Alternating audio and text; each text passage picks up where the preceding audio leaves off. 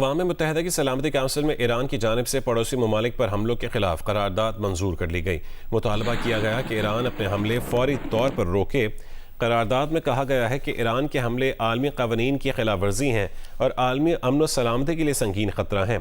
Iran की जानिब से हमलों में Bahrain, Kuwait, Oman, Qatar, Saudi Arab, अमारात और उर्दन निशाना बनाए गए। खलीजी ममालिक की जानिब से तैयार मुसवदे के हक़ में 13 वोट आए। ईरान के हमलों की मज़म्मत से मुतालिक करारदाद पर चीन और रूस गैर हाजिर रहे।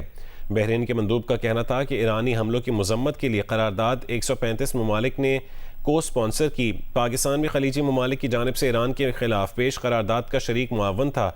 ये अक़वाम मुत्तहिदा की तारीख़ में पहला मौका था कि कोई करारदाद 135 शरीक मुआवनीन ने पेश की। सलामती काउंसिल में रूस की जंग बंदी करारदाद मंजूर न हो सकी। अमरीका ने रूस की जंग बंदी करारदाद वीटो कर दी। 4 अरकान ने हिमायत की, 2 ने मुखालफत की, जबकि 9 गैर हाजिर रहे।